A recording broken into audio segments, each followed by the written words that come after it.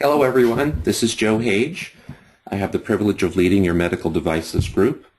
We are now, as of this recording, 237,000 members strong, so thank you for that. And I think one of the reasons that we've grown so large is because of people like Gary and Mark, who are, what would you say, this is the busiest you've been in, I don't know how long, but they took my call when I said UDI is 55 days away, and there are a lot of Class 3 folks in the group who are either not started or they're needing some help. So can you get on the call and give some information out? And they agreed to do it for free for you. So Gary and Mark, thank you very much. Before I mute myself, I'll just advise folks on the call that I talked with Gary and Mark just before we went live, and their workload is getting very, very tight. So this is not a sales presentation. We're not pitching you. I will, however, say if you find value in this content and you feel you need help to make the deadline in 55 days, email them right after this presentation so you can get on their calendar. And we're going to use Haley's email address. So that's, here, let me write that out for everyone. And in the meanwhile, I will mute myself. Gary and Mark, take it away, and I'll put in Haley's email address here to everyone. Okay. Thank you, Joe. You bet. Hi, this is Mark Bayer with Reed Technology. Hopefully you all are seeing a screen with a slide, FDA UDI GUDID. What should I be doing now? If not, please let Joe know.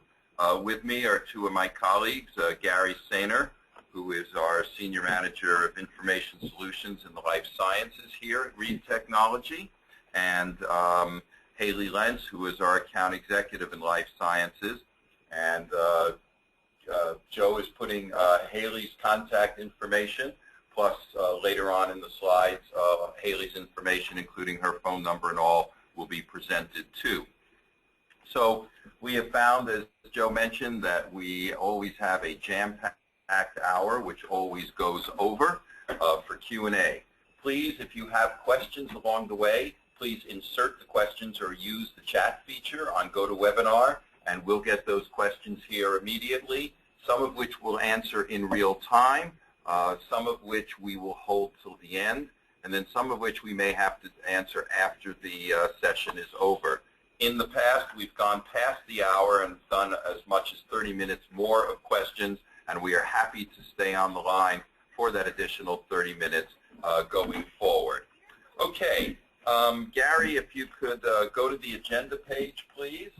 So you'll see an agenda page. We're going to give you a quick overview of who Reed Tech is. The registration information showed that many of you have not attended any of our webinars in the past, and we want to just give you a quick sense of who we are. We're going to go over, give an update of the GUDID, and when we say homework, meaning we're going to not really spend much time. It'll be something you can do, you can review when the slides are posted, both on Joe's website as well as our website. The meat of the presentation is going to be that third major bullet. It's the GUDID to-do list. These are the things you really have to be paying attention to now if you're a Class 3 provider, because time is getting short, and if you're Class 2 or Class 1, soon you will be wanting to pay attention. Also, we will give a brief overview of Reed Tech's GUDID submission solution and Q&A throughout, and then at the end. So moving forward, this is just information as to how to send questions in. And let's go to page 5 and get started. On page 5, Reed Tech has been in business now for 50 years. Founded in 1961. We deal with content and life cycle management. We have over 900 employees, most of whom are in that building you see the photograph of. We're just outside of Philadelphia. And many of you may know LexisNexis, which we are a business unit of, and LexisNexis in turn is a business unit of Reed Elsevier, which is a large publicly traded company headquartered in the UK. We are contracted to the United States patent office and process all the patent applications and grants. Of greatest note to this audience is that we have over 775 life sciences customers, both in the pharma space and in the medical device space. Structured product labeling has been in a mandate for the pharma side of FDA registrants since 2005, and thus we have been in the SPL space since the inception in 2005. We're ISO certified, which is important, and an HL7 member, and recently a GS1 solution partner.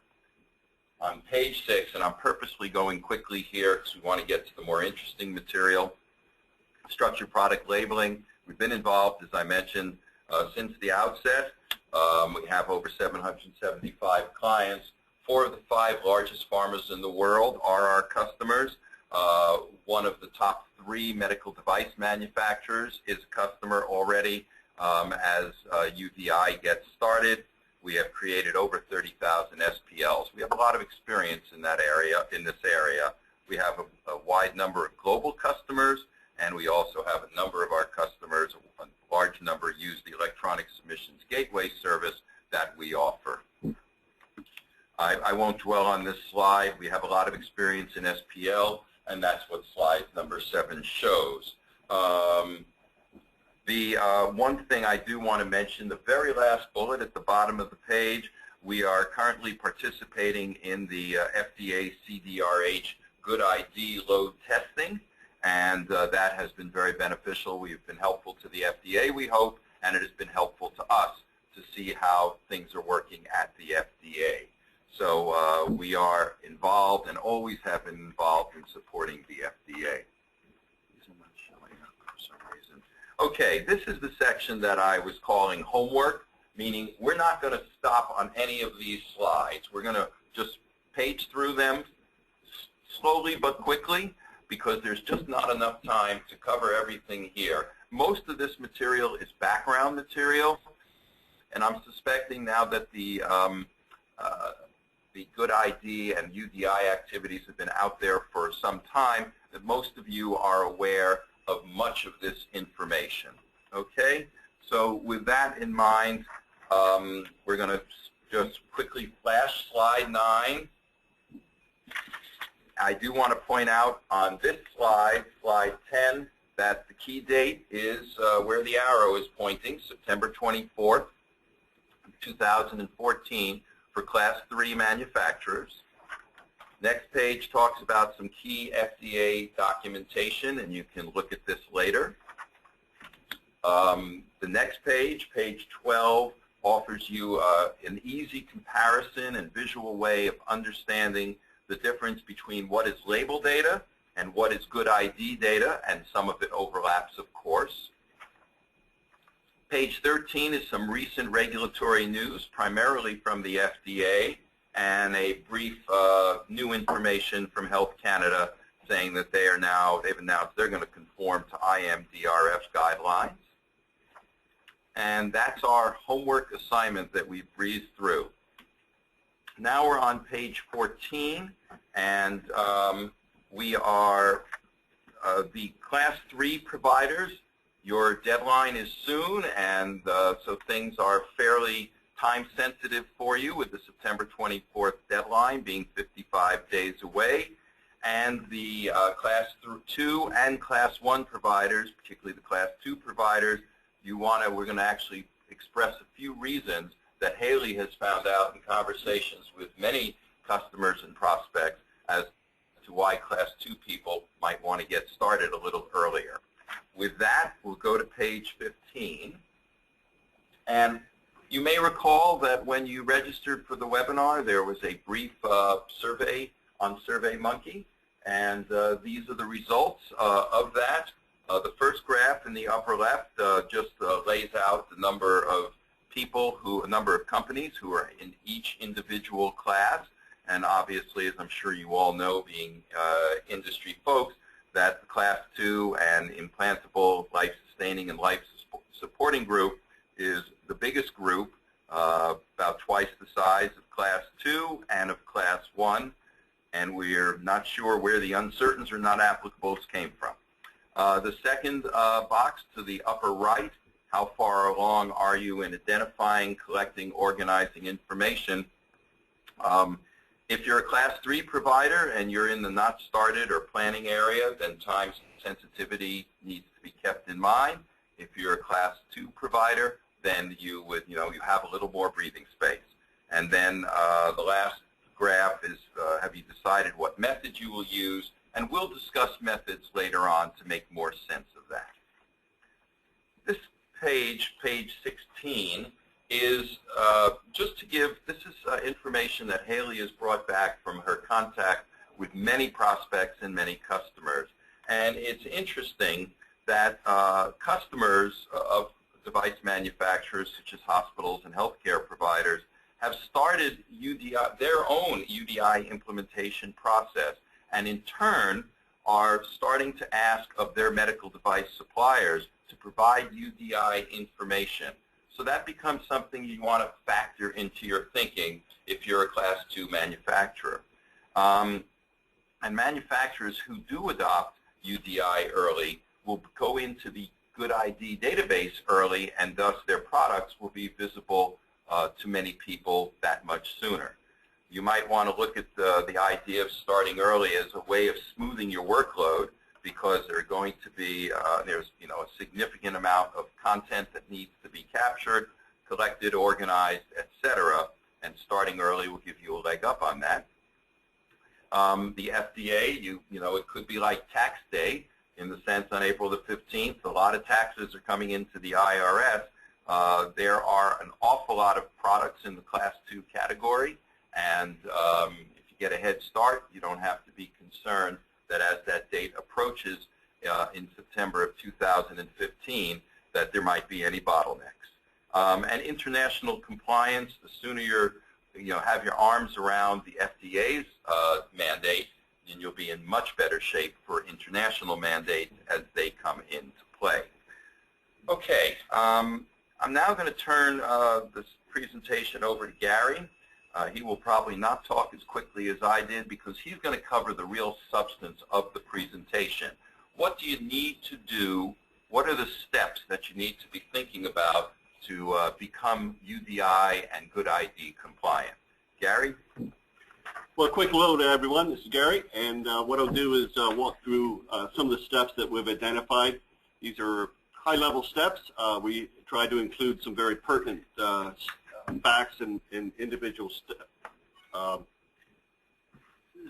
steps that are things that you need to do to be preparing for and submitting the SPL records to the FDA. The first step is kind of a background step. If you have not started this and you're a Class 3 manufacturer, then you definitely want to sit up and pay attention and start working on this activity. We're only the 55 days out, and there's some homework that you really need to be engaged in. The first thing, the first sub-bullet under this topic is to become familiar with the guidance in the final rule that has been posted. I would imagine a good portion of you have already done that. There's links to the final rule, the guidance for industry. There's a data elements table that lists all the fields, and there's a link there for the those that are submitting their data electronically through the electronic submission gateway. There's a separate guidance document, an SPL implementation file, a zip package that is available for you to look at and become familiar with.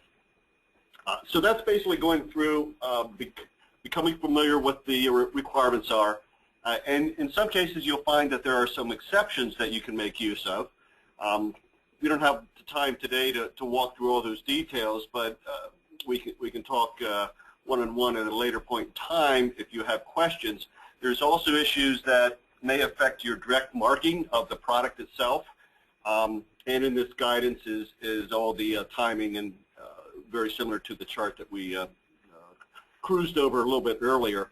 So basically you want to become familiar with the background. And then secondly, evaluate your situation. So in many cases, you might have some data already structured and recorded and sections of information. Maybe the regulatory information is pretty well prepared, or you have a product lifecycle management piece of software or master data management system, and some of the data values are available. But you really do need to look and find where in your environment the data is located, who the owners are they able to provide the data, what formats that data is in, and how is it going to be maintained. And I will stress that this is not a one-time submission. You do need to maintain this and keep it current in the event any of the data values change over the course of time. The third sub-bullet there is something identified as issuing agencies. So the FDA has identified three organizations, three individual agencies have applied for and been granted approval from the FDA to be a issuing agent. So each one of these three have standards as to how to identify their product. So most of you may be familiar with the GS1 G10. So that's the Global Trade Identification Number. So there, that particular standard identifies, in this case, a 14-digit number for your product. Embedded in the front end of that particular number is an identifier for the labeler and the manufacturer itself. TIVIC has similar, in ICC, BBA also have similar types of standards, and you will need to engage one of those three to be your particular standard. And again, the FDA does not issue numbers to you. You need to approach these agencies, learn their standards. In some cases, well, all these are purchased items, so you need to make the purchase, become a member of their particular group, and understand how to apply product numbers for your particular inventory. There is a link there to help you along the way. It has some information about each of those standards. There's identification numbers that apply to the device itself, so there's a device identifier, and then also there's a production identifier, and those two concatenated together become the full UDI. The other item that needs to be approached very early on is the AIDC. This is the Automatic Information Data Capture. So this is a technology, and most of the time this turns out to be a one-dimensional barcode, or it could be a 2D barcode. Also accommodates RFID and near-field type of technologies. The FDA was very neutral as to what technology you use, but it does require the presentation of that full UDI, the DI plus the PI, to be presented in human-readable form, as well as a technology that is able to be machine read. So these are some things that you need to be working on up front. I'm going to move to slide 18. There's impact throughout your organization, and it can be quite diverse, all the way from product design through the manufacturing areas, your logistics, sales and marketing, certainly the regulatory.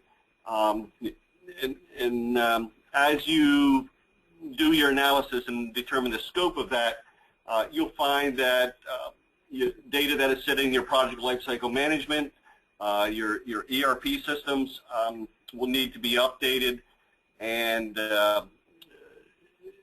in particular the labeling system, you want to take a close look at that. The graphic shows the typical generic label that the FDA has been using over the course of time. There's various fields on there. Of most important is the bottom right field, that is in this case, a one-dimensional. The example is showing the DI and the PI concatenated together. So there will be some application identifiers embedded in that.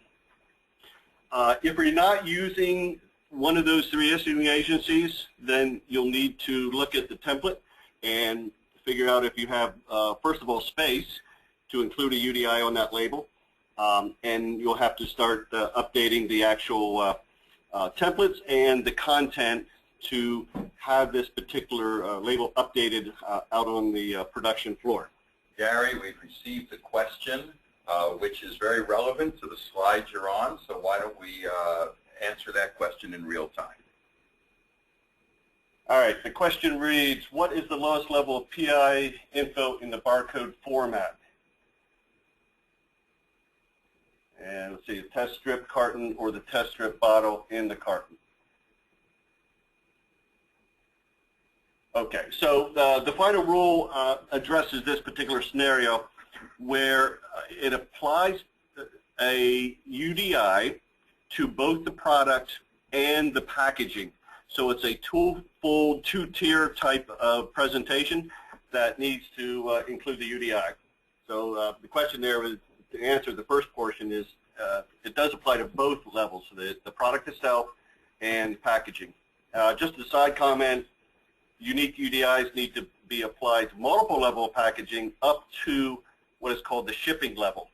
So the shipping levels do not need to have UDIs, but if you put 10 items in a box, or let's say 10 items in a bag, and then 5 bags in a box, then both those levels need to have their own DI. But if that then gets put into a shipping container, no need to go on there. Gary, let me interject one thought here. You notice on the slide, you'll notice it says in the second bullet, labeling systems. We have found that some customers are using, UDI is necessitating a lot of changes in their organization, or is offering an opportunity for a lot of changes, and so they're looking at updating labeling systems.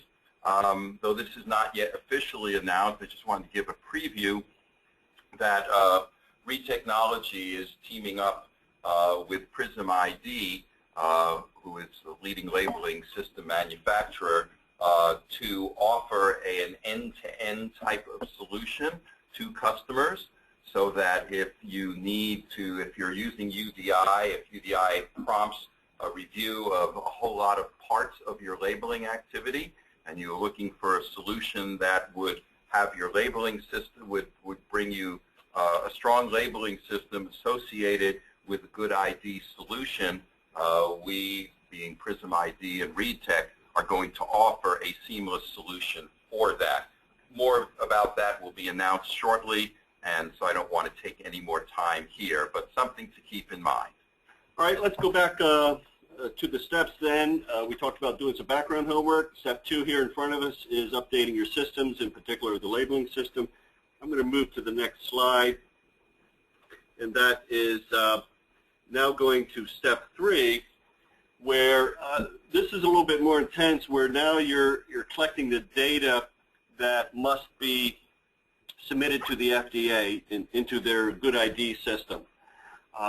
There are, we'll have some slides a little bit later that talk about those individual fields, but quick overview, there's 55 fields that need to be submitted, and the FDA derives 7 more for a grand total of 62 attributes about your device product. So that includes the product device identifier itself, does not include any production identifier values, just want to make that clear, just the device identifier, which is a static portion of the UDI, and a number of attributes, grand total there coming out to be 62. So there is some homework and some searching that has to be done. And as you pull those pieces together, you might collect them in a structured format. Some people do that on SharePoint. Other people do it in a template, a spreadsheet template. We actually have a data template that we would make available upon request. List all those fields. We'll take a look at it in a second. And it helps you organize and figure out what you need to collect, if you have any omissions, and it just helps organize that data collection process. In some cases, you might find a couple of those attributes that need to be submitted are really not necessarily in a database itself. And let me give an example. You may have a template that includes the single-use icon, and that is embedded into that template, goes with that product family, and that turns out to be one of the submitted values that has to be a true and false Boolean value that needs to be submitted. Is this device single use? So it may not be sitting in a system as a individual field with a true and false connected to it. It may only exist as an icon on your template. So as you come across some of these fields, you may have to do a little bit of research to pull that information out of the templates, which could be a graphical storage at this point in time only. As you collect data, you may want to be thinking ahead. There's some international activity, certainly EU, Health Canada, Brazil, China, Japan, so on, are all moving forward on UDI, and no particular dates, but 2 years very well might have something in EC that would be required. And then quick adoption, I think, in other countries for a UDI. So as you're searching data, some of our clients have elected to collect a little bit more information about what they know in their global other agencies that they submit data to, and start to collect that at the same time. The fourth bullet, 2.4, yes, the fourth bullet has to do with the merge of partial records, and this is a bullet that identifies that your data may actually be sitting in a couple different systems. And since this set of data has never been really identified before by the FDA, so there's really no need to have collected this and have a nice clean set of information prior to this particular activity. So this is the first time you really need to pull this together. I don't know that we have talked to anyone that had a nice, clean, 100% data set available. They needed to pull some data together. So merging the partial records from various locations is a task here. We'll talk about that a little bit later, and actually we can help you in that particular process. Normalizing the data is the next bullet. There's a number of business rules that the FDA has in place. There are business rules that apply to individual fields. There's controlled vocabulary, so if you use a unit of use and you have centimeters in your system, the FDA requires the abbreviation CM to be submitted. So there's some issues in normalization, if you will, that needs to be done. Sometimes we refer to as just cleaning up the data per the specs. We've listed a few, 4 in particular, fields that some of our clients have had problems getting to and identifying. Sometimes take a little bit extra effort. Labeler DUNS numbers may be new to this particular audience, the regulatory people collecting the data or the operations people. Finance people are probably your best bet, your resource to come up with your DUNS number for particular addresses. Device identifiers, we already talked about this, getting a particular issuing agency in place and adhering to the standards of assigning numbers to products. GMDN, this is the Global Medical Device Nomenclature. You may have been using a term on your label itself, but the code now needs to be pulled out and actually submitted. There is a option here where the FDA offers a preferred term alternative. So you can go to the FDA website, look up a text and term, and find their particular identifier, which would be a 4 letters, and that can be used in place of the 5 numerics from the GMDN. We get a lot of questions about packaging configuration, this last item, and as people start to implement and collect their data, there's many questions about what applies, at what level.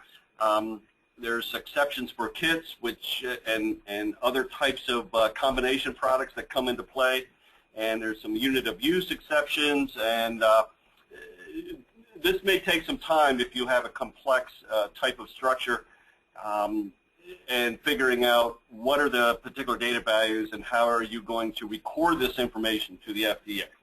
Gary, let me interrupt for a second. We do have some questions coming in, and we will not, as I mentioned earlier, be able to answer all of them in real time, but we will pick a few that are, we can answer in real time. There's a question there from Garrett asking, can most hospitals read data matrix barcodes to capture a GTIN?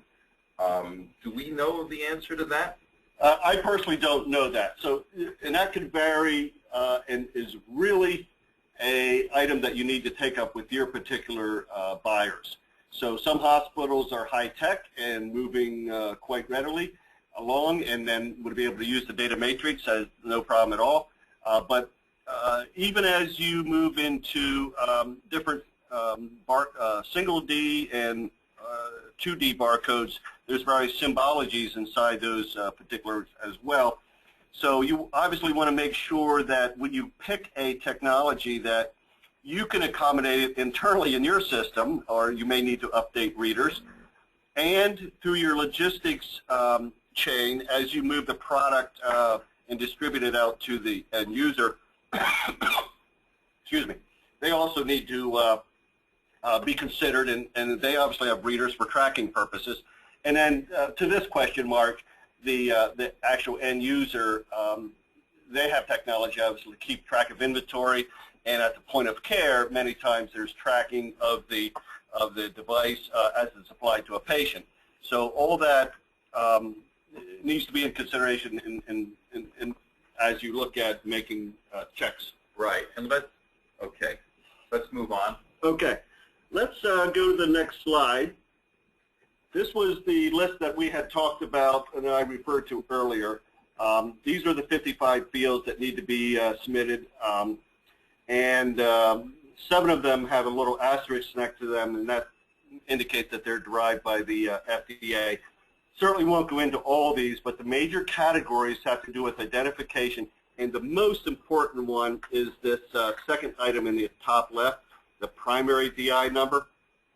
That is a key field, and once you start to have that field identified, you can start to build on that with some of these other characteristics. You'll have brand names, catalog information. You can have a secondary DI, and if there's direct marking that applies to this product, there's some identification on that, obviously. The other groups have to do with labeler information, your regulatory information. That's items around your listing number, the pre-market submission authorization number, any supplements that have been applied, your FDA product code, and again, here's the list that we were talking about earlier, this GMDN code. Packaging, the device counts, and the various levels, if it's a kit or not. And then there's a group of 5 fields that have to do with production control. Again, these are Boolean values, simply true or false, whether you control your product and have on the label a batch number, a serial number, a manufacturing date or use by date, and then the expiration date or a donation ID number. Simply true and false. And Gary, if I may interrupt for a second, you'll note up in the heading of the chart there is a URL. When these charts are available on Joe's website as well as on the ReadTech website, you'll be able to go and actually get this information. I'm sorry, this is going to be on our website, but the charts, all of the charts are available on Joe's and ours. I'm sorry, I'm not saying this correctly. On our website, this chart exists. You'll be able to go to it very simply, and when you hover over any of the individual fields of information, it'll give you a better description of that field of information. Okay, I just wanted to touch on the last panel on the right, having to do with characteristics. First few there are, again, Boolean true or false values, and then recording information about the magnetic resonance, the MRI, your size information, storage and handling, and some information about sterile. Now, some of these fields can have one-to-many values. So let's just say they, your pre-market submission number or a supplement number would be a great example. You might have 4 or 5 supplement numbers related to a particular product. And in some cases, you'll need to have groups of information set together. So on the size over on the right, the type, the value, and the unit are a group of 3 that need to be submitted together. So As you are collecting information, you want to be able to accommodate the one-to-many scenarios and some of these complex relationships where if you answer a certain value, such as must have sterilization prior to use, then you obviously need to follow it up and in this case show the sterilization method that is to be used. All right, so let's move on to the next slide. I'm on page 21, and I mentioned earlier that RETEC does have a template, and this bottom left-hand panel shows you the little snippet of that data collection form where the information is identified in columns, and you're able to start recording information. In addition to that, there is a tab that identifies the fields themselves, gives description on how you need to identify that particular data value, and some guidance about how the entry goes into the spreadsheet itself. And this also is available from RETEC. If you'd like this, please be in contact with Haley, whose contact information Joe gave earlier, or is at the latter part of this deck. We'd be happy to provide this to you. Yep. This has really become our Bible, basically, yeah. Looking at this well, thing, the thing I find where you have a lot of information, and you need to become familiar with the rules and the road here. Exactly. As a non-technical person, what I find valuable about this is it makes it very clear what needs to be collected and what the definition of that information is, all of which based on the FDA guidance. So it's very informative and makes it very simple to see. Okay, we're going to move on down our list here, Mark. Slide 22. Step 4. So we have done some homework. We've identified some products. We started to collect our data. And one of the decisions you need to make is now that you kind of have the internal systems taken care of, you need to look at how your data is going to be submitted to the FDA. Many of you from our discussions have concentrated on the internal collection and application of that information to the label itself. This is another step in the process that you need to consider and set up as necessary. Over on the left-hand side, you'll see the device manufacturer in that brown object.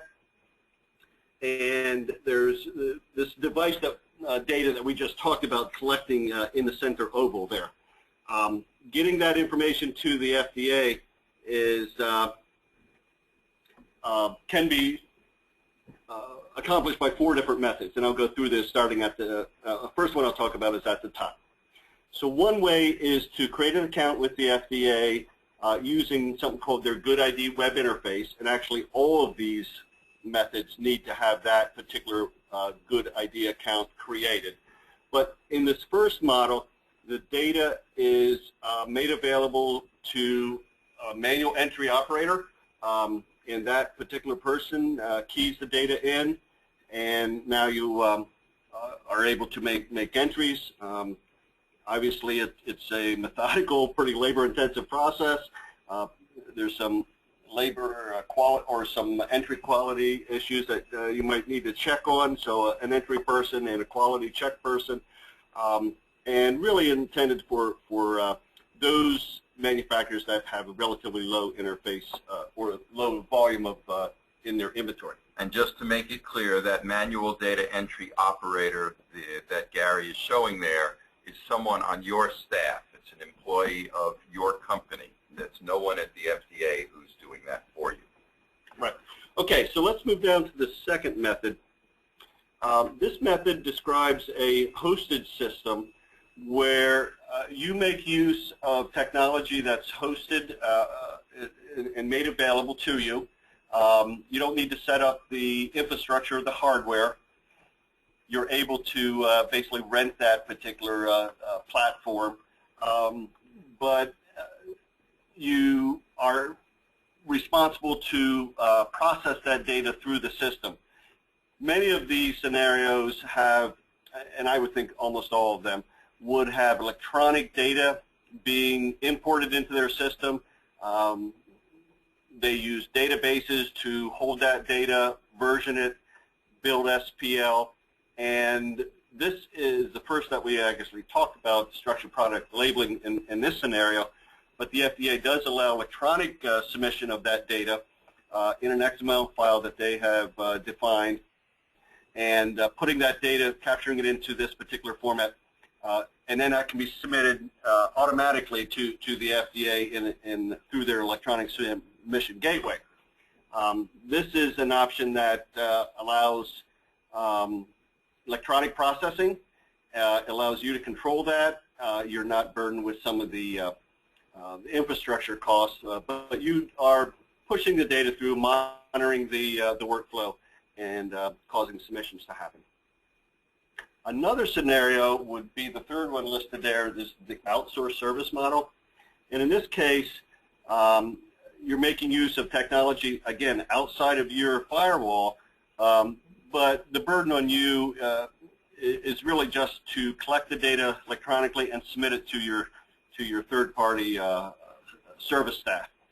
They then check that data, perform the validations, and process that data and submit it off. So the particular engine, the process is similar, except to the one I just described above, but here the actual staff and the labor effort is outsourced to a third party. The last one that I'll describe is a scenario where inside your firewall, your company elects to buy a piece of software, install it, do the validation, do the training, do the maintenance updates, and so on. So there's a scenario here where you can purchase software.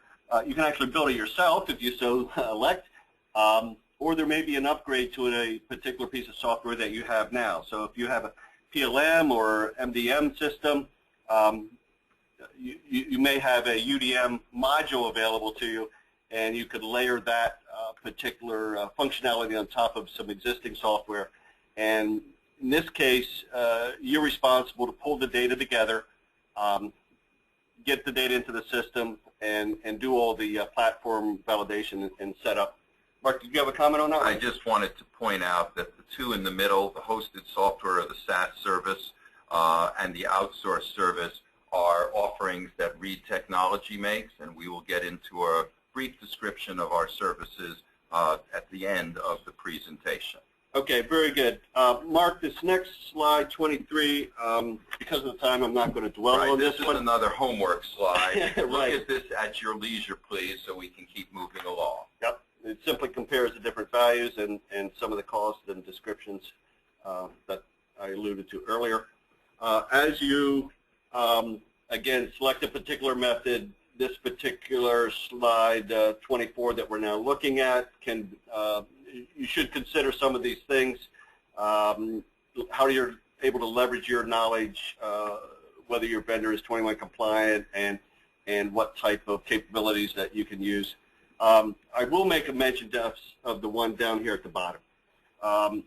If you're a Class 3 manufacturer and looking to do either the buy or build at this point in time, 55 days, I think it's... That's the buy or build of a software solution that would be installed behind your firewall in your IT environment. Yeah.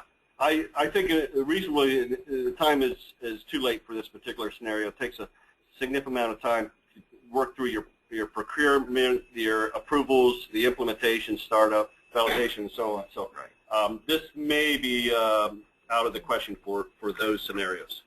I'm going to move on to step 5. Now, at this point in time, we've collected all our data. We know what the submission process is going to be. Now we need to start setting up something called the FDA GUDID pre-production account. And there's simply a link on the FDA website.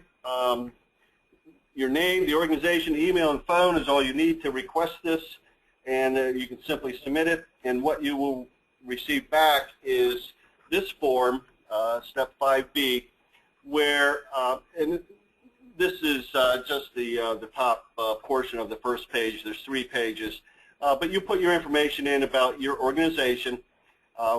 We actually went ahead and did this for a test process to do our testing with the FDA. And so this is a copy of our particular form, but you'll need to put your DUNS number in there. You'll need to put your regulatory contact information. I would recommend that you select web interface and SPL for submission purposes. There's another portion of this particular document where you identify who the third party would be. If you engage us, we have our DUNS number and company name available for you and can help you out on that. Gary, there's a question that has come in which is very relevant at this point. And the question is, what is a labeler DUNS number? Okay, so this is a number that's created by Dun & Bradstreet, a separate private organization, not a government agency. Dun & Bradstreet's a private entity, and they have unique identifiers, 9-digit numbers assigned to each company location.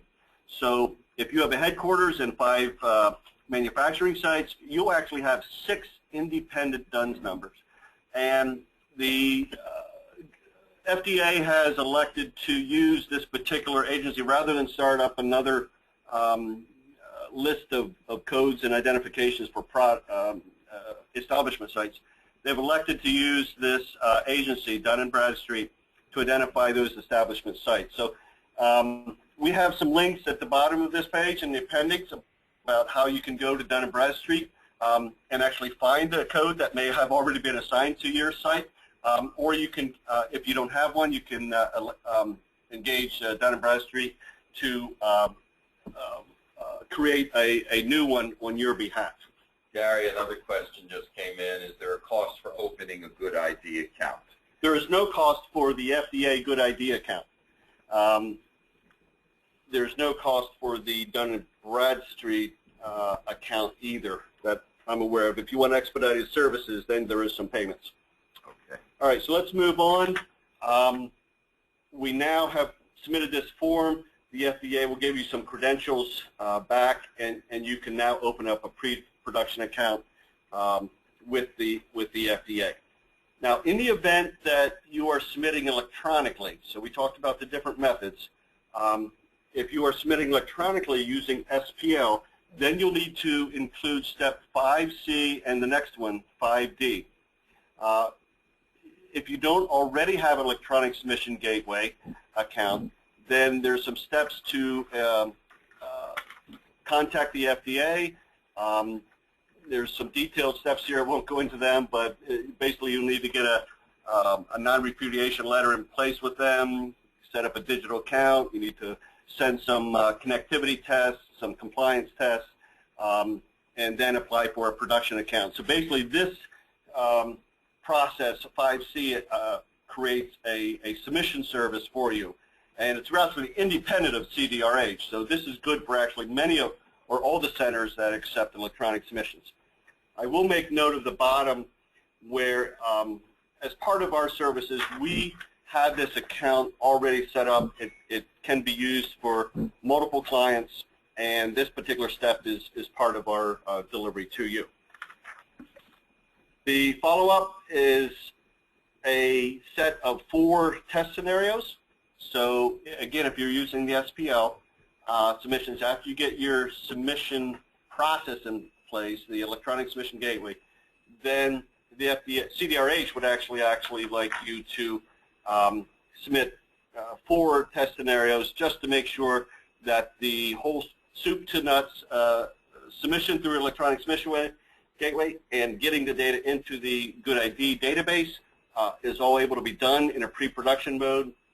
Again, we take care of this particular step for you, submitting the necessary SPLs to exercise those 4 test scenarios.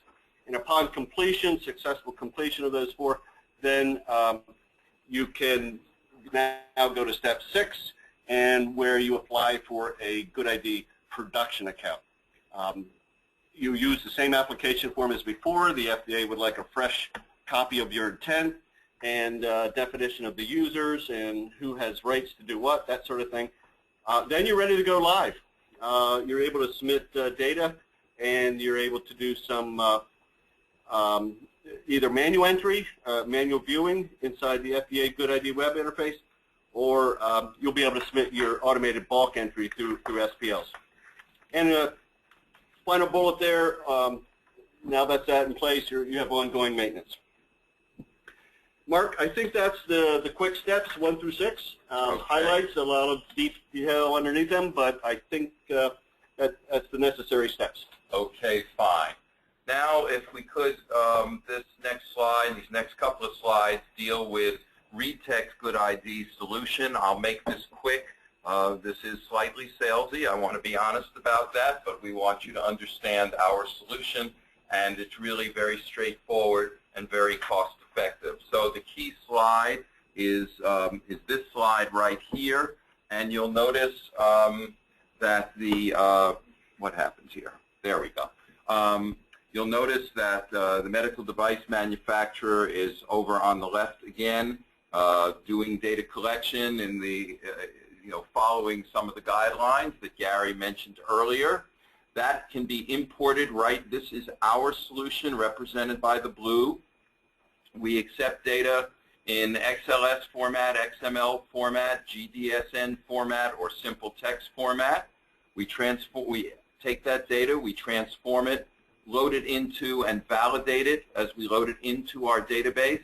That validation step is built on years of experience and is very important. It allows you to know if your data will pass FDA validation. Is your content correct? That information, and you can review the data. Once you're done with that, and if the data looks good, you can then build the SPLs, validate them. You want to validate the SPLs to make sure their XML format is correct, because the FDA has strict business rules on that. Then you can approve the SPL, submit it through the electronic submissions gateway to the FDA.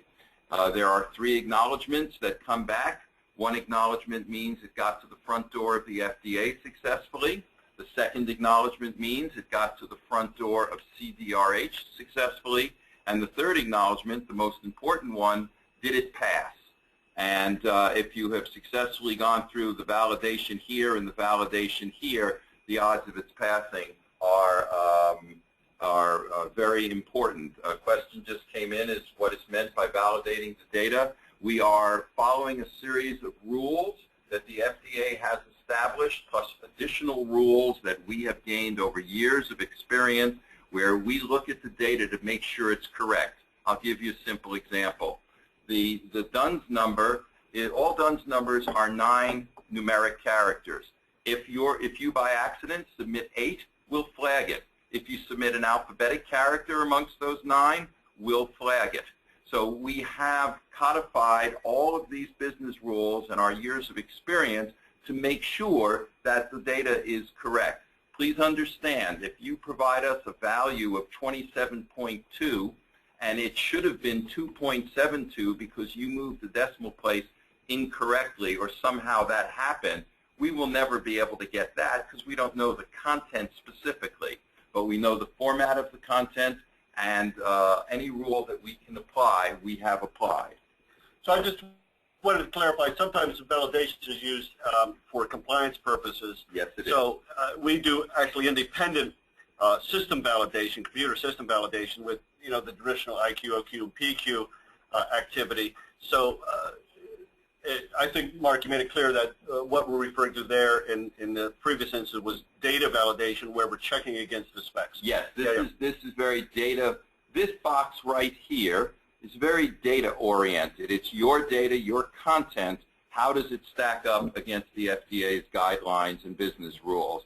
This validation is XML validation. Is the SPL built in the right XML format that meets the FDA's business rules? If they do, the information goes into the GUDID database. We process all the acknowledgments, generate reports, and that information flows back to you.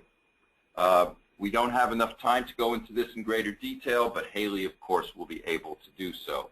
And then the last couple of slides, I won't spend much time. You can look at these, but our solution is very simple. It's non-intrusive, saves time.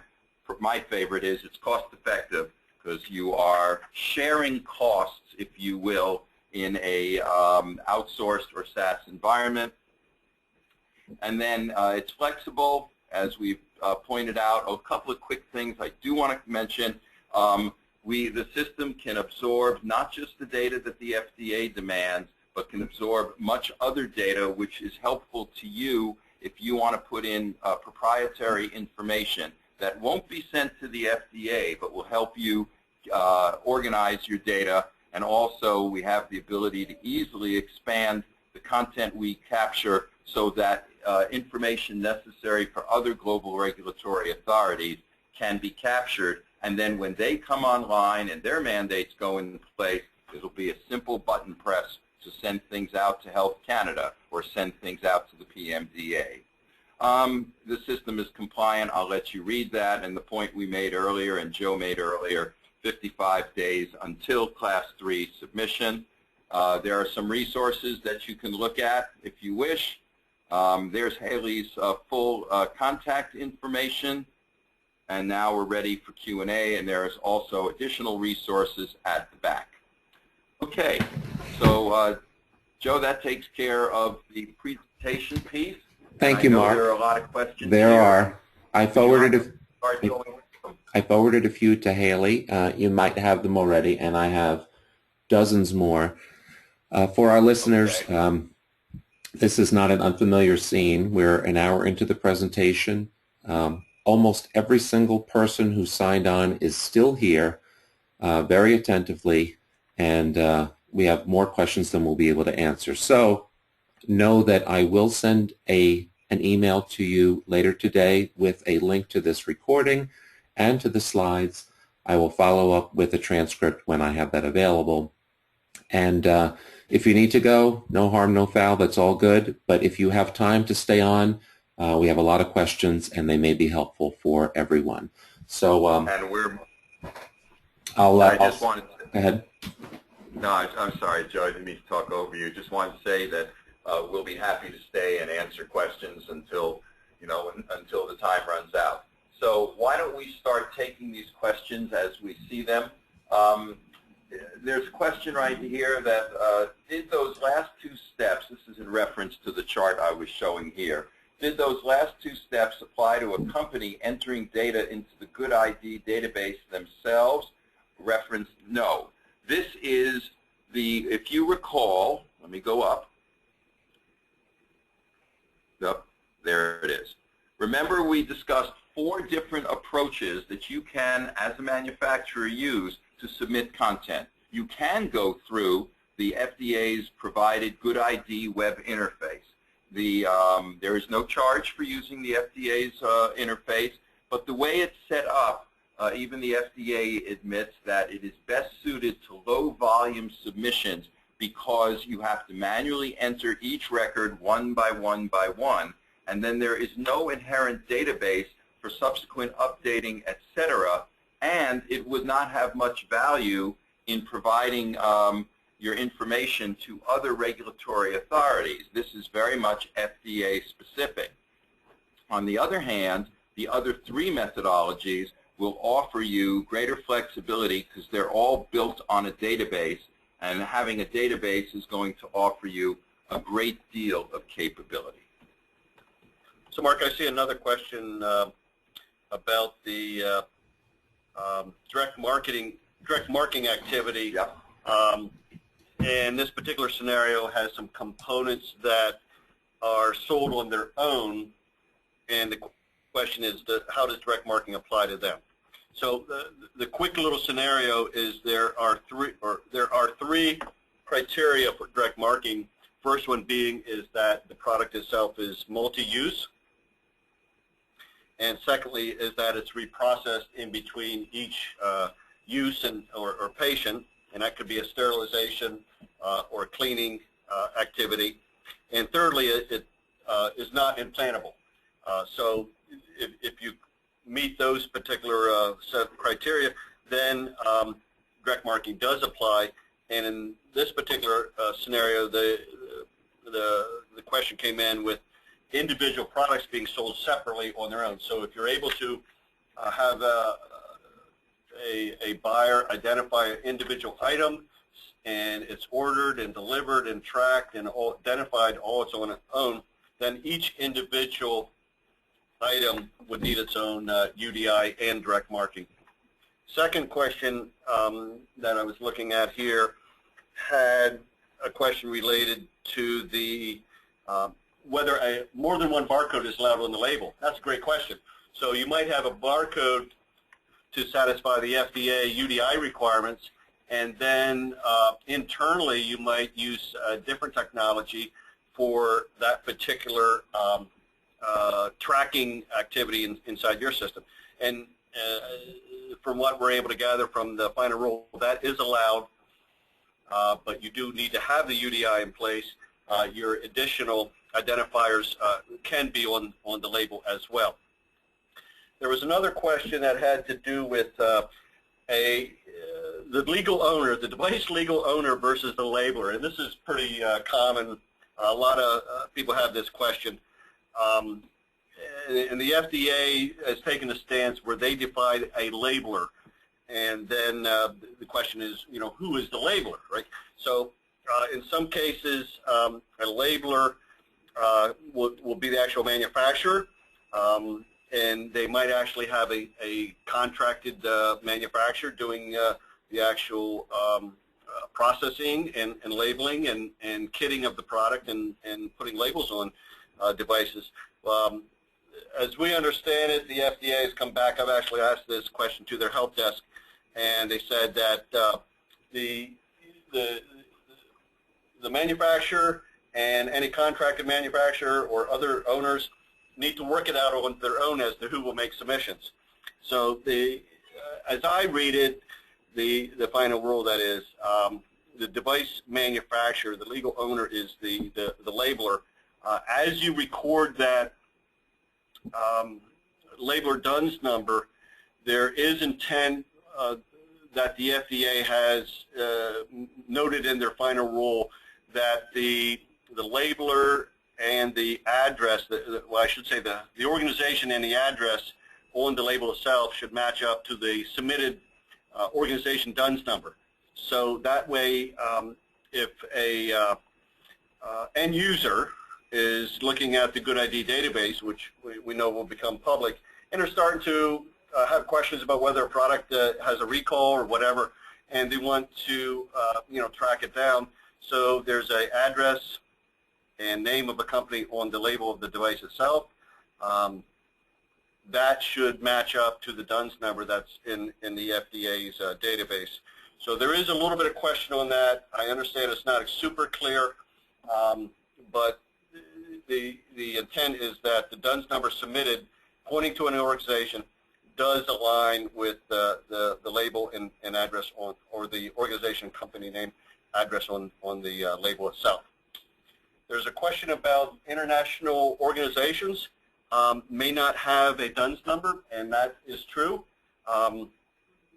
In some cases, an organization may have not been assigned a DUNS number as of yet.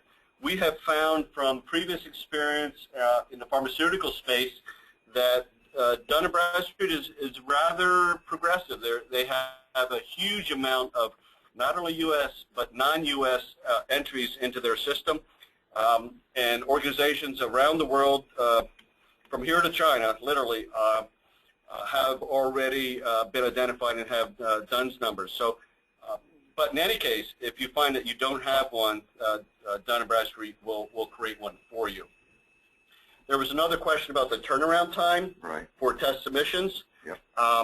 That particular answer is a little bit dependent on the FDA. The 4 test scenarios, I think, is what was being asked here for creating the SPL submissions. Some of that is dependent on the FDA response, and embedded in the test scenario is a day delay. So you make a submission one day, and then the following day you come back and make a change and see if everything works properly according to their unpublished and published rules and timing in the grace period and so on. I would allot 3 to 4 days as a minimum for that particular scenario to get all those test scenarios completed. Gary, there's another question that just came in regarding steps 5 and 6 overall. Do they apply to a company entering data directly into the GUDID database themselves? Oh, yeah, I think this was a clarification of the question that came a little bit earlier, where steps, if you want to go back to steps, I believe it's C and D, 5C C and D? Yeah. There you go. So steps 5C and D, the following one, again, only apply if you're submitting data electronically through the electronic submission gateway. So, and that's as opposed, to be very explicit, using SPL, using HL7 SPL formatting for submission of data through the electronic submissions gateway versus using the FDA's GUDID web interface. Yeah, and I think that it's something that you can leverage if you already have an electronic submission gateway. If you use a third party that, again, already has that in place, for example, we here at RETEC already have that in place and offer that as part of our package, right, then you don't need to directly get involved in steps 5C and D. This can be quite rigorous, certainly for a small right company. There's a number of technology challenges to set that connection up. Right. Just a quick background, the electronic submission gateway has two types of connections that can be made. One is called the web trader, where a individual file is browsed to, and you have this application on your desktop, or on your system, I should say. And once you browse to a file, you can submit it off. And again, that's a one-at-a-time type of scenario. Mm-hmm. You submit it electronically, but boy, there's a lot of overhead, point and click, and so on. And then look for the acknowledgments. The other type of connection protocol is something called AS2, the Application Standard 2, and that is what we engaged for this particular business, where you're able to put a volume of files into a folder and then have the AS2 utility process those automatically. So, you know, we basically push the button and let it roll. There is some load testing that Mark had mentioned earlier that we have done with the FDA, where we submitted 1,000 records at a time. Took a few hours to get acknowledgments back in this pre-production model. We hope that gets to be, you know, much smaller response time, much faster as it moves into the production system. But again, we're kind of dependent on the FDA's response time on that. And the FDA is in the process of, you know, developing and debugging and working out its systems too. This is a very challenging, brand new to the world activity, UDI, and the GUDID database associated with it. I've gone back to a slide which was in the homework section where the FDA has publicly stated that the GUDID web interface is designed for manufacturers with a small number of records. SPL is recommended for larger record volumes. And, you know, the first one is relatively manual, is very manual, and the second one is you're dealing in bulk batches. So that's the reason that it is much more efficient. Okay, we have another question. No, that's one we already handled. Oh, I think we cleaned out the ones on our local list. Joe, Okay, yeah, I've got some additional ones that you might want to chime in with. Yeah, actually dozens. So Gail asks, is it possible to include date of manufacture in an HIBC linear barcode? Specifically, can date of manufacture be displayed in the UDI within an HIBC linear barcode? Yes, that is possible. So there is two scenarios. If you're using GS1, I'll go there first. They have something called application identifiers, and you can track the various dates and enter that date. I will mention that when you embed dates in any of these issuing agency standards, whether it be GS1, HIBIC, or the ICC BBA, you need to put the date in according to their standard, and that is different than the date standard in the final rule. And Mark, I'm just going to go right ahead. Go up to the quick summary, the overview, and if you notice in the top panel in the label area, there is a date format which is defined as year dash mm dash dd, And so you have year, month, and day, and that has to be presented or has to be used for presenting any dates on the label itself. In that format. In that format. Now, if you are taking that date and embedding it into your UDI in that barcode, then you have to observe this standard. So G10 has, GS1 with their G10 standard has a particular format for that date. And for the question that you had, Joe, if this particular person or company is using HIBBC, then they have a standard for the date, and they actually have a couple different ways in which they can present it, and you can then embed that date right into your UDI or into your label itself. Okay. Next one? Yes, we need to get Alberto to bed. He's calling in from Italy, and he asks, what are direct part marking requirements for disassemblable products composed of components that are sold singularly in the market? Should each component be marked with a proper UDI? Yeah, in this case, this is similar to an earlier question that we had. If you have individual items that are sold and they meet the criteria of direct marking, again, those are multiple use, reprocessed, and not implantable.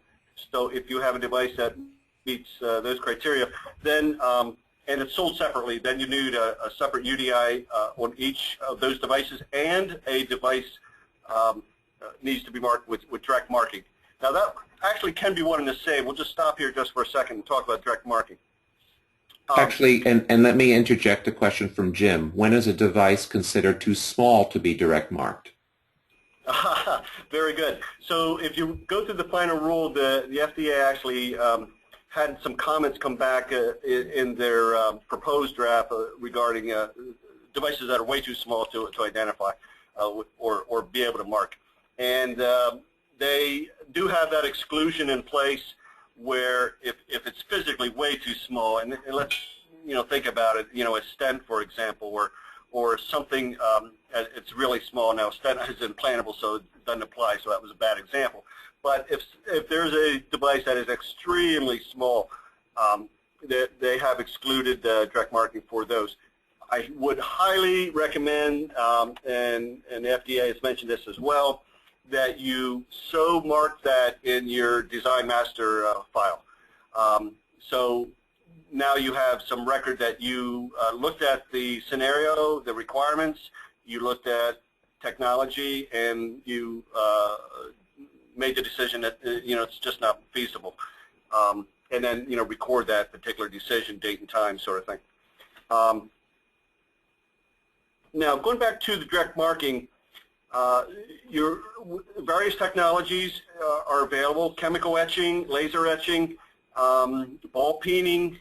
In some cases, there'll be a mold change. So if this is a process that has injection molding or similar, you might actually have a machining change to your mold process, and now the injectable product has that device identifier embedded in it. The FDA has allowed a label to be applied to satisfy the direct marking as long as it's durable and is expected to last the life of the product. So some of those other technologies, which are much more robust, are excuse me, certainly able to be engaged, but you are able to use a label to satisfy the direct marking activity. The other thing I'll mention is in some cases the device does not have to be physically marked itself, but you can attach a tag or label by way of a secure fastener to that particular device. So that gives you another little option where and if there's space requirements or physical limitations, you can attach a device. And for those that have been following this very closely, at one point in time the FDA was talking about direct part marking, and then in the final rule they took out the word direct part and just used direct marking. And the intent there was to allow for this scenario where you might attach a label, securely attach a label to the device and not actually physically embed the mark into the device itself. So I think with that little discussion, we'll move to the next one. Yeah, I'm really interested in the answer to Sharon's question. She has Class 1 devices that are reprocessed and distributed in a kit with Class 3 devices. Does she have to have her Class 1 ready by September 24th as well? So that's a great question. And as you come across this portion of your preparation and do some homework, you'll find that kits are identified, and they have some special scenarios. So Sharon will be happy to know that the components of a kit do not need to have their own UDI. And when that was announced at a conference that we're at, there was actually some celebrating out in the office. People were jumping up and down and clapping or whatever. But because this is really an intensive affair. So but a kit does need to have a UDI at the kit level. So the kit needs to be marked, identified, but the components of the kit, in Sharon's case, the Class 3 and the Class 1, do not need to have their own identifiers attached to them. And think about it, when you're putting convenience kits together, for the operating room, whatever, there's a lot of variability in that scenario, and many times it's a fast turnaround response. So pulling the kits together at the last minute allows you to include components. But in any case, the kit needs to have a UDI. Components do not. There is a caveat. Yes, there's a catch. In the event you have one or more of those components that are sold on their own. So if you have a separate line item and you market that product on its own, end user can buy and use that device on its own, then it will have to have its own UDI for that particular activity. But if it's always captured inside a kit, you're good to go. Gary Peters wants to know, when is point of care UDI required?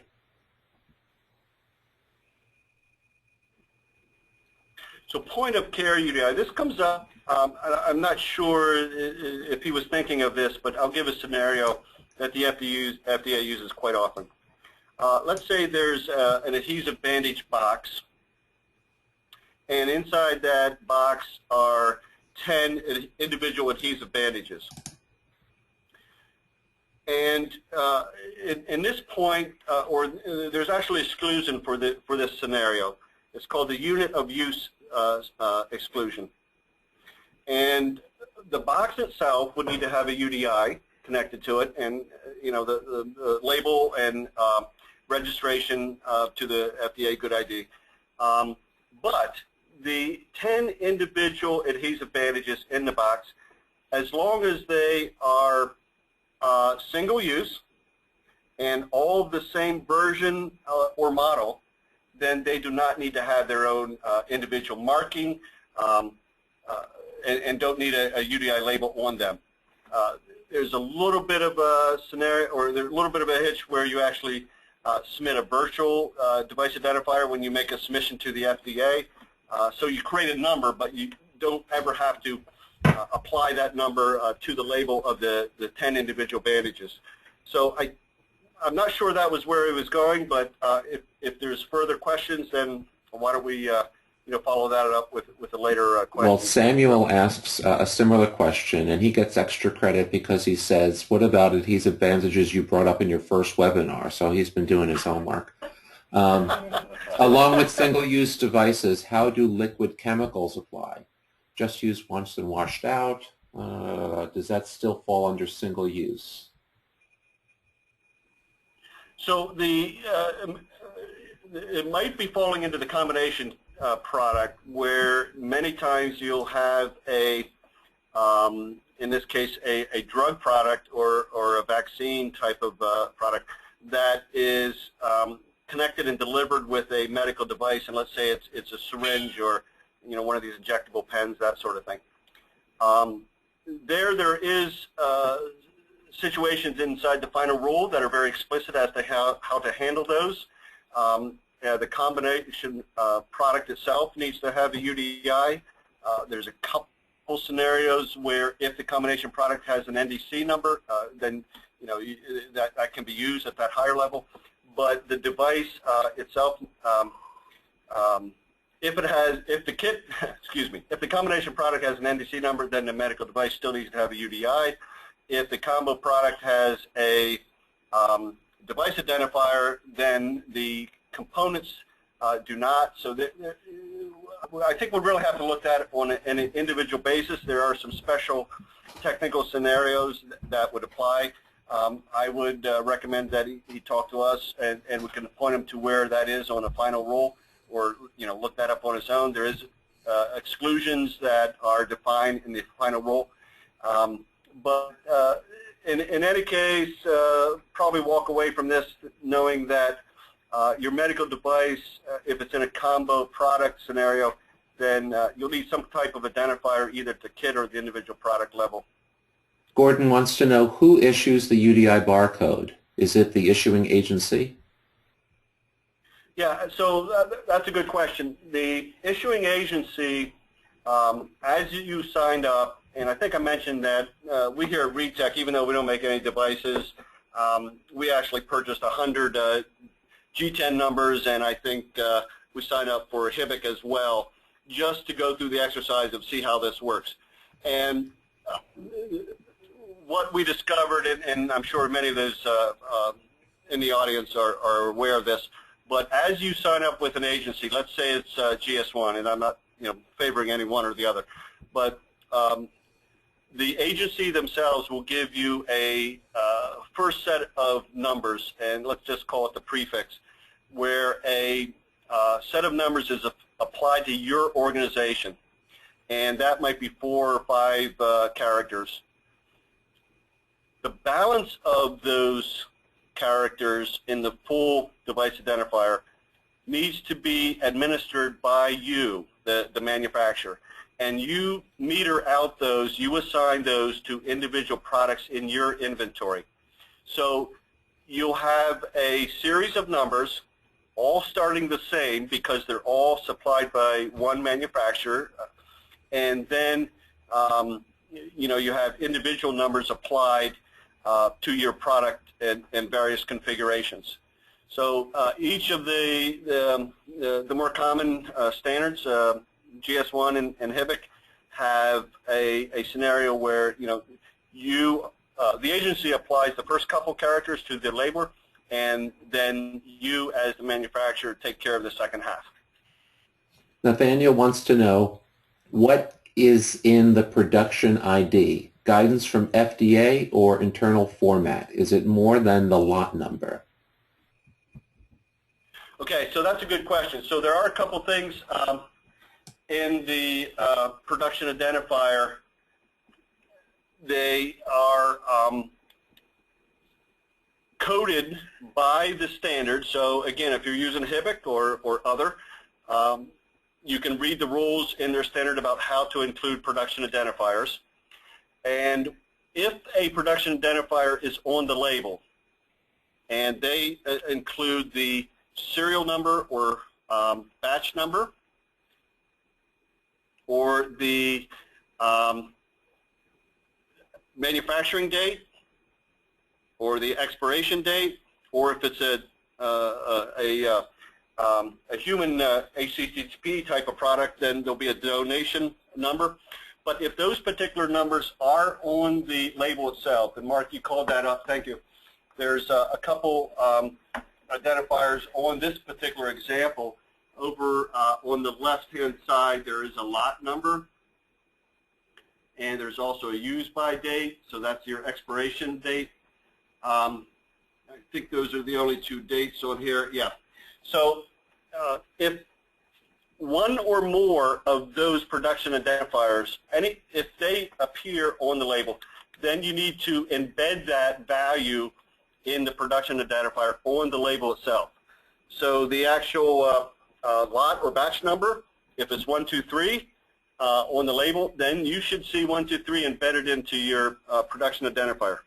If you have a serial number that's 972, then you actually should see that data value embedded, and you concatenate these together. So as many of those production identifiers, lot or batch, serial number, manufacturing date, expiration date, or donation identification number, if you have use of all of those, you would have a very long production identifier, and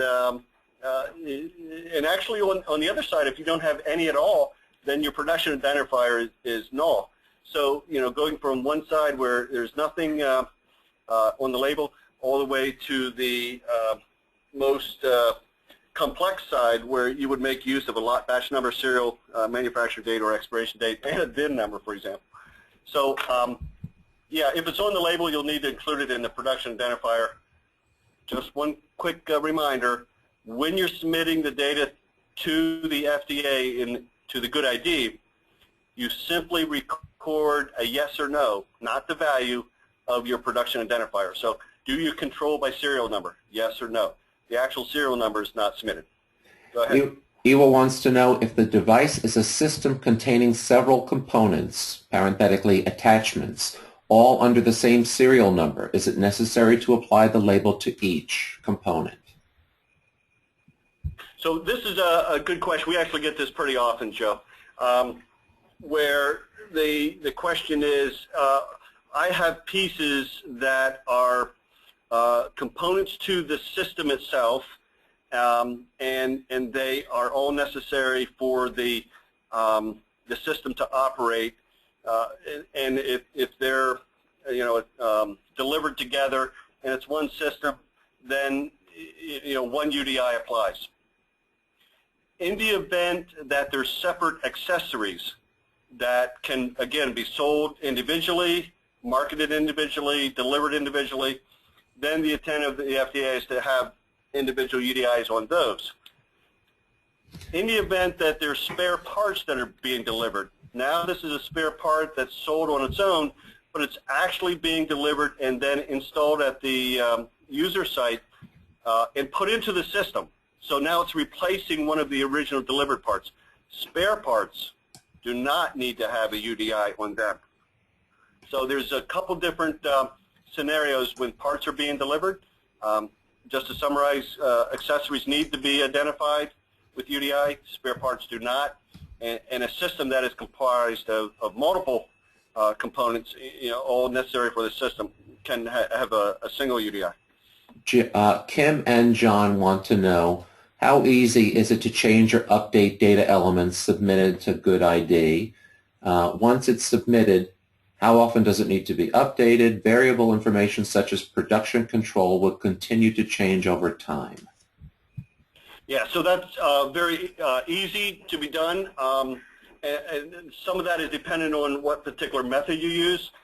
So if you use the manual entry, you'll be able to go into that web interface, identify a record, and now you will create a draft version of that as you make edits, and then it goes into unpublished state, and then it follows through a couple steps and becomes published. There's a grace period where you're able to make some edits, and then finally it's published.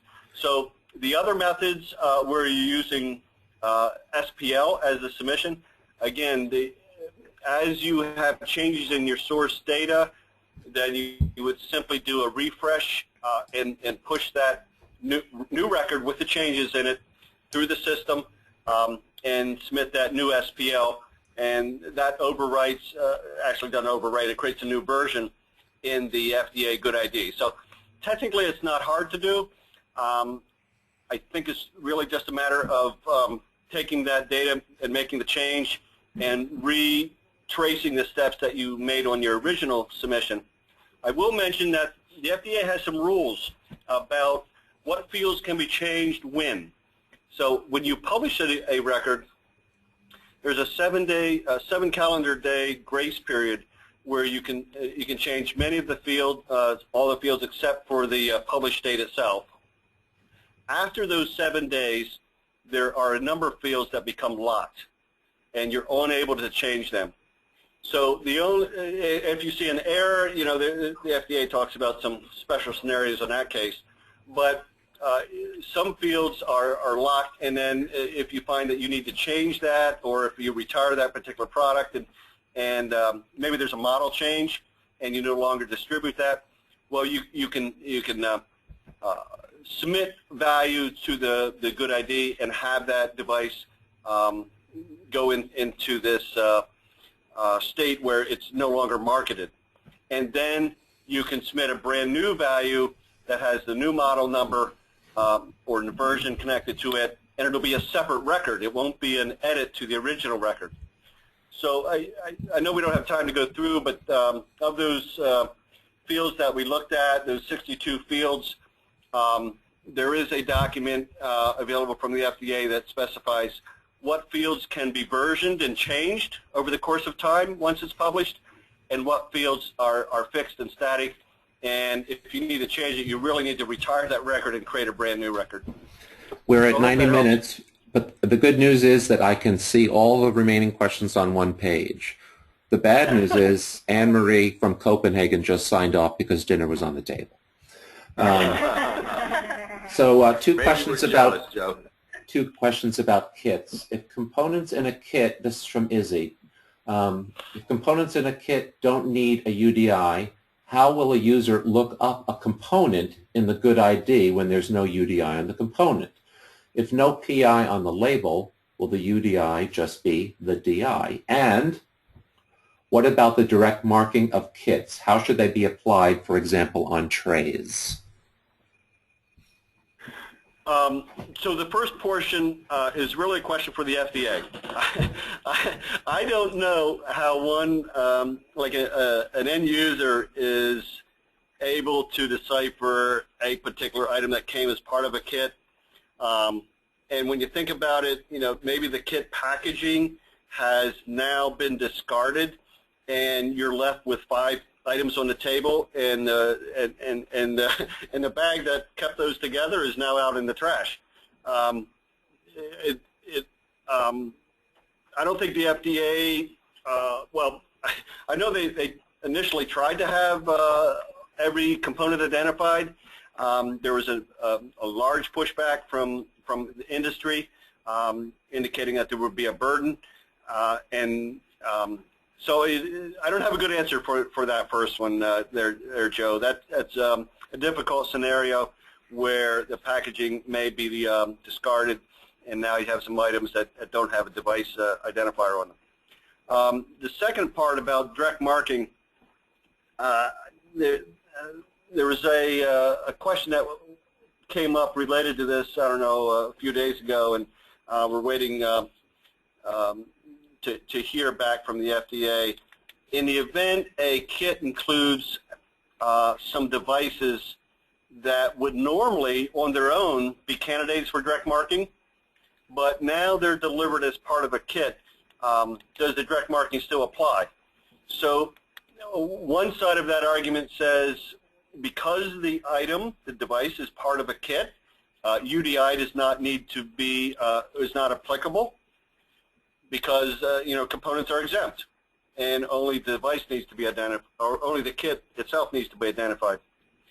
On the other hand, the argument says, well, that kit, once it's in use, and it may actually be multiple use and sterilized in between patients and so on, there's good business reasons, put it that way, that you might want to market that, or mark that with a direct mark.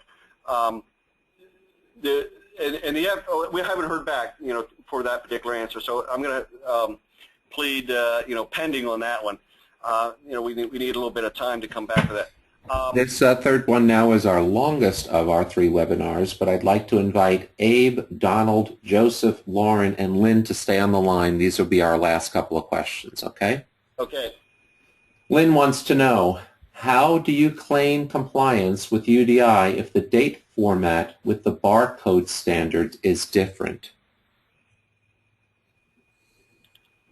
Well, the final rule is pretty, well, it is clear that if the date, the standalone date in the label, and Mark, if you go back to that, say thank you. There you go.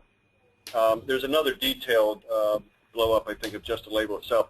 If the date appears by itself, other than in the UDI, then the date requirement is the year dash month dash day. And it's very explicit, all dates on the label, standalone presentation need to adhere to that date format.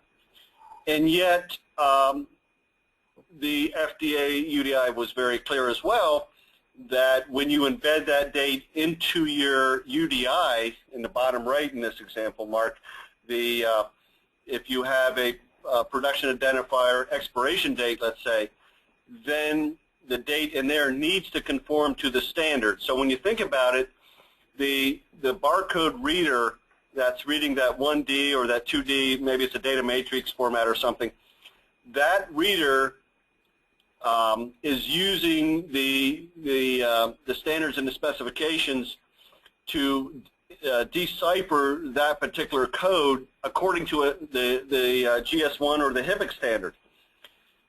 And as you look through the standards, there's a couple scenarios where it matches the FDA, but there's many date formats that can be embedded in the UDI that do not match that year, month, day format. So if that particular format was used down in the UDI, the reader would fail to get a good read. So when you input the date in the UDI for the AIDC reason, then you have to conform to the issuing standard. Whereas if the date is a standalone item back up on the label, then the FDA ruling takes place. Okay. I am going to send you Joseph's question to Haley's box because it's very long. I'll begin to read it for the audience, though. Regarding potential patient-specific custom device components, have such patient-specific. Has this been addressed by FDA? Will the production ID become a means of manufacturing a lot of one specific to a particular patient? That's interesting. Yeah, so I think the question, if you are in the business of, quote, personalized medicine, and now you build one item just for a particular patient, I think the FDA was pretty clear in the event that in this scenario, even if it's quantity one, if it's marketed and sent through, distributed by the manufacturer out to the logistics chains to the end product, they make no accommodation for the small volumes or a single volume or single item volume. So reading the final rule, a straight conservative interpretation would indicate that you'll need to put a UDI on that particular single item. Now, this would be a good opportunity to talk about the UDI provision for requesting exception.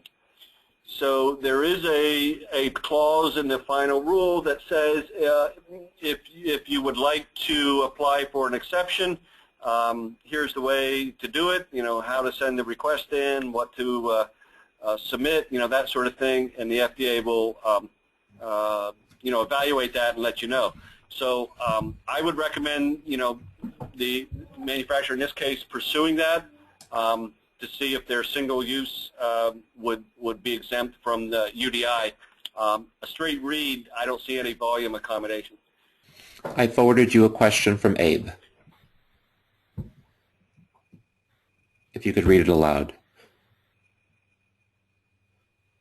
Is this the one that says, is one barcode on the Yep. label only, or allow two barcodes?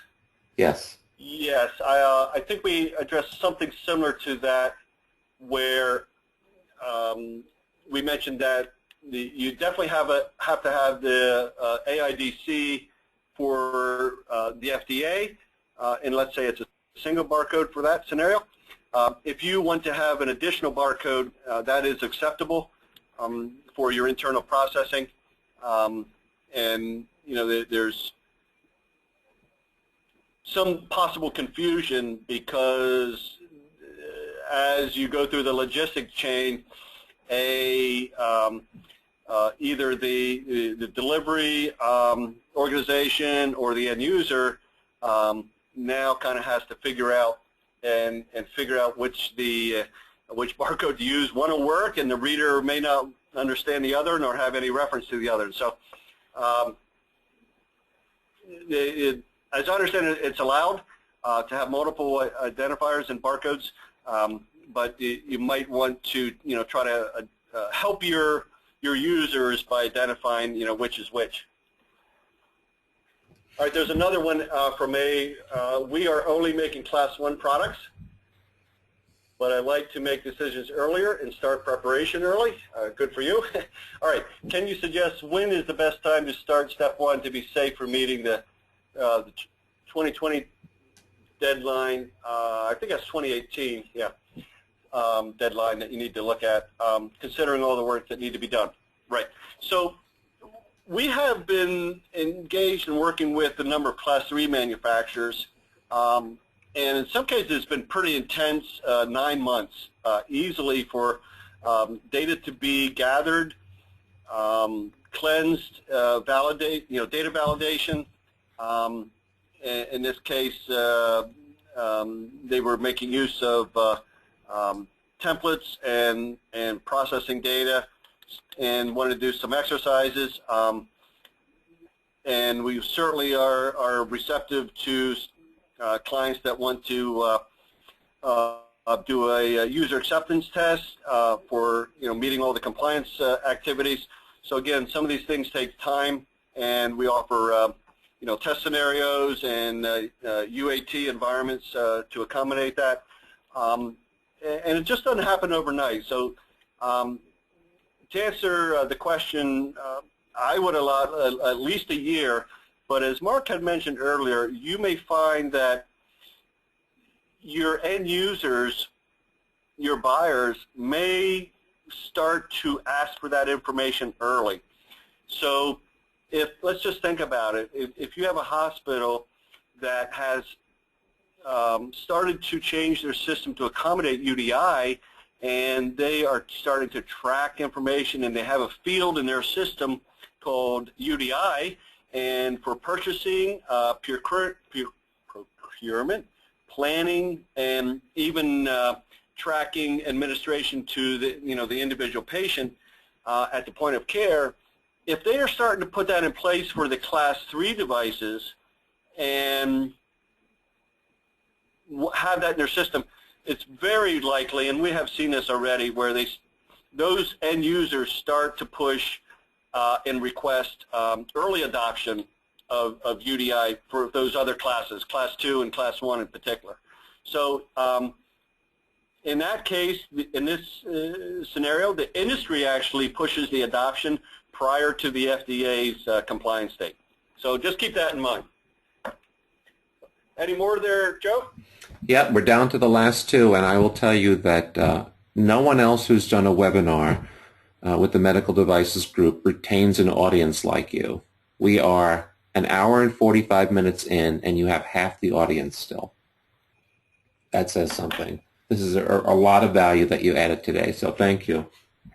Well, Lauren it's asks, out there, you don't have too much to do. Yeah, that's right. Whatever. They don't have anywhere to go. Right, we just had lunch, and happy hour is still many hours away. Yeah, there you go. All right. Last two questions. Right, Lauren let's nail it. asks, do you know why FDA is asking for UDI to be assigned for the multiple devices within a base device package when not listed on a label? For example, a unique ID for an individual glove packaged in a box of 100. Do they expect that the HCP will access the database to get this information? So I think we touched on this earlier where we talked about the bandages inside a bandage box. And at time of submission into the GUDID, the FDA would like, obviously, a UDI on the box itself, and that has to be registered and so on. And I think this question points back to a field that's called the unit of use device identifier. And the FDA has created this field for those devices, in this case the individual bandage, that are not marked, and yet they want some kind of a virtual identifier on those individual bandages to be in the database. So to understand why, one might use this at the point of care. So if I was walking up and down the hospital floor and I had to apply an individual bandage to patient A, I cannot administer the whole box of bandages. I wouldn't put 10 bandages on that wound. I would really only apply one. So the fact that there's a unit of use, a virtual number available to me to document that particular bandage going on, that patient, and then if I go next door, I would, again, make use of one of those bandages out of the box and use that same identifier. But again, I wouldn't be applying a whole box of 10 to an individual patient. So I think that's the crux of the answer is that even though the individual use at point of care is not identified, for tracking purposes, possibly for planning and for management, procurement, usage, that sort of thing, the FDA asked for that individual device identifier. All right, do we have one more? We actually have two, but Izzy, I'm going to have Haley follow up with you on that. Donald fittingly asks our last question, do you have knowledge of folks using the FDA database with success, or is it a pain? Is it a pain? All right, so we have engaged with clients and helped them to use the database. Submissions are by way of pre-production. Let's first of all couch all of this in the pre-production environment. So the FDA has established this pre-production environment. There has been some delays in the response times as the FDA learns and improves their system. So we had mentioned earlier that some load testing was done on our behalf, and always glad to help. I think there were 4 parties actually, helping in that endeavor. So, and we're not here to fault the FDA. Any new initiative, any new database, any new technical intensive project, which is going on here, has things and improvements that need to be ironed out up front. So I know the FDA is working hard to get that pre-production environment as best as they can and improve it, make it as efficient as possible. And then we understand now, and we have seen a number of our clients starting to move into the production phase. So now the actual real data is being submitted and validated and published and so on. So I know the FDA is working real hard. So as far as we know, submissions are easy. I think there's maybe some improvement on timing and response time, and I know the FDA is working on that. As to the actual interface itself, we've obviously been on the web interface and looked at data to confirm that the values have come in and looked at content and so on. And it's a web-based environment, allows you to navigate. You are able to do some search and selections and so on. And all at an individual device record. So one of the limitations is that you think about it, if you have a whole product family and there's a change to the product family, catalog number, for example, or the brand name or something. One of the shortcomings that we have observed is you can't make bulk changes, whereas if you use say a third-party system, many times if you're manipulating data inside a database, you can make bulk changes and then apply and obviously need version control and then submit the updated records and have that flag. So as you're looking at systems and think about maintenance over the course of time, and also how that data, that core data, may be used in other international agencies and maintaining that over the time. I think you'll see there is some value in maintaining the data in an external database, but really that's really up to you to decide what's best for your scenario. And again, a few records it may not necessitate a separate standalone third-party database. But I think that's the scenario. I know the FDA is working really hard to improve it, and for the most part, it's functional. And I think they're working hard to get things up and running by the September 24th, Joe.